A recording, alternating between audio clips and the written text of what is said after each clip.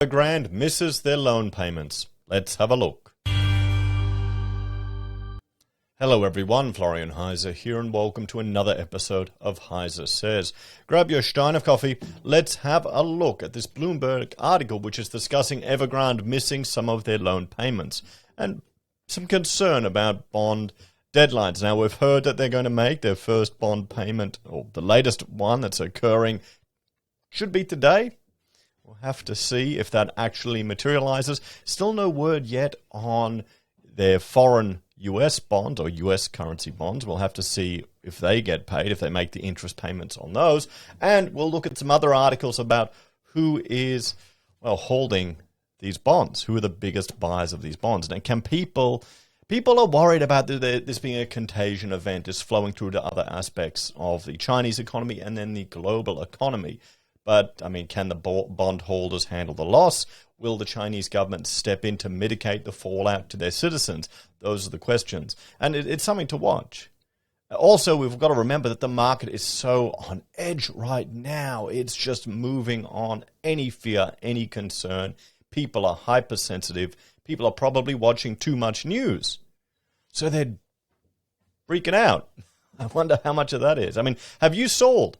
Have you sold any of your shares because you're worried or concerned about Evergrande? Or have you used this recent little dip in the stock market in the US to buy the dip? Let us know in the comments.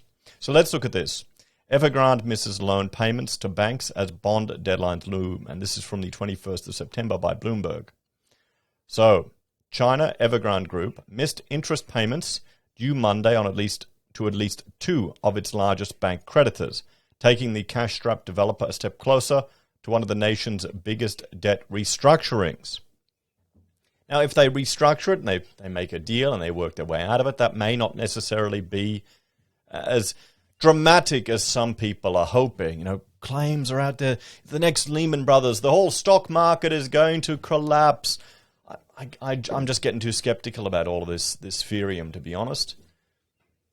It's not hopium, it's ferium. Evergrande hadn't made the payments as of late Tuesday, local time, people familiar with the matter said, asking not to be identified, discussing private information. I don't blame them. Banks were expecting Evergrande to miss the deadline after China's housing ministry told them the company would be unable to pay on time. So it's not really a surprise there. And I guess that's just the way it happens in China, where the housing ministry informs the bank that one of their clients isn't going to make payments. Different world. So, just the fact that statements like that are coming out from China's housing ministry to the banks about Evergrande tells you that they've got a stake in it one way or another, you'd think. It's unclear whether banks will formally declare Evergrande in default. Some are waiting for the developer to propose a loan extension plan before deciding on the next steps, two people said. And that makes sense. You don't want to cause trouble if there's still a way out of it, particularly with the amount of money that's involved here.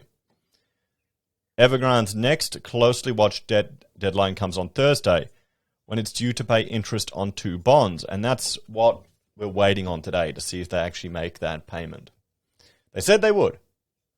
Evergrande has $669 million of coupon payments remaining this year. Now, here's the thing. How they're reporting this. They're always reporting it in USD, in United States dollars, but a lot of it isn't in USD.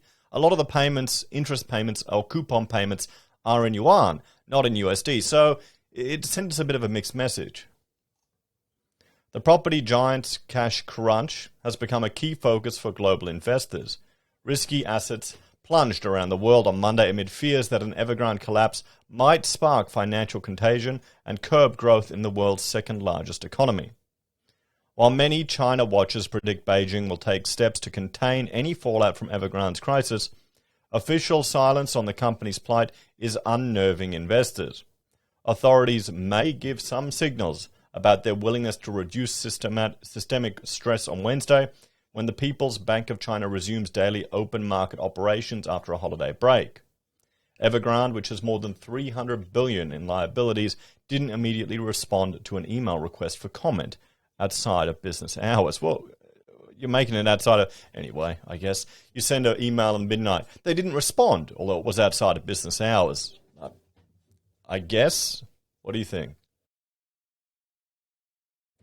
Evergrande borrowed about 572 billion yuan, so 88.5 billion, from banks and other financial institutions, including trusts, with nearly half due in less than a year, according to its latest financial statements.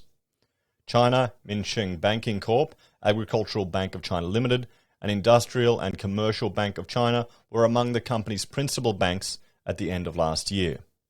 So it was written with assistance from John Liu. So there we have it, everyone. Evergrande is missing payments, but it was completely expected. It was not surprising. What do you think? What's the solution or takeaway to this one, guys? Well, let's jump and have a bit of a look. So it's interesting. You're getting people concerned about contagion, about the market correction, and then the stock market goes down, and I'll jump on the share, on my portfolio and see, oh yeah, it's taken a bit of a dip, but nothing that dramatic. And then, next day, oh look, boom, it's right back up again, just based on some news. What I think we're seeing here has the market priced in a controlled restructuring of Evergrande or a collapse of Evergrande? Or is the market just blindly thinking everything will be good and everything will be fine? Is it too soon to tell? Will they manage to make their bond payments? Will they make their interest payments, not even the bond payments yet? Can they dig themselves out of this mess in the long term, or will there be a restructure? There's more and more talk coming out now that there will be a restructure of Evergrande. We'll have to wait and see. But one thing's for certain.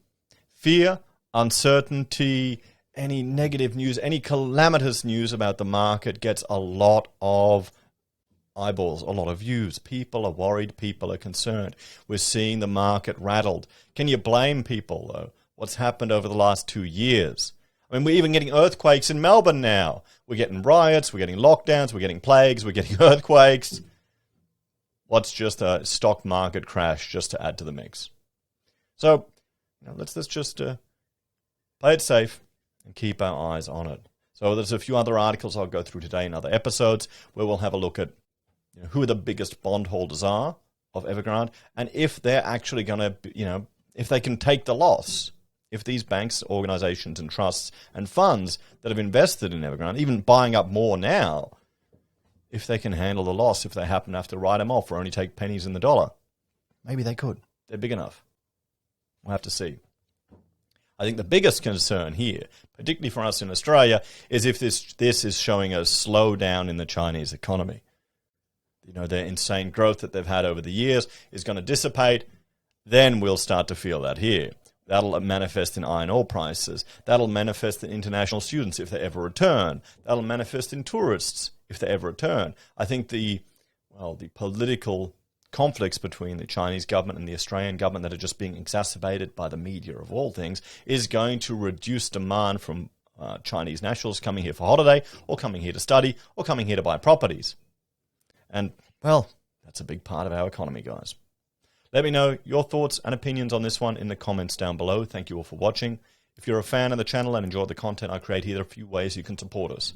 You can join us on YouTube or Patreon. You can sign up for Self-Wealth or Stake. This month, until the end of this month, if you sign up for Stake with my, beta code for the ASX, they're going to bring in free CHESS-sponsored shares, brokerage, so you can buy shares for no brokerage fee until the end of the year if you get in the beta. I don't know how many places there are. But the real kicker is next year they're bringing in $3 brokerage CHESS-sponsored shares. Now, this is not a third party holding it on your behalf. These are with your own holder identifier number that you have. That's what you want, guys. $3. Hey, $3 is $3. That's 3 7-Eleven coffees. That's just a little over 2 Kathmandu shares at the moment. So, yay, it all adds up.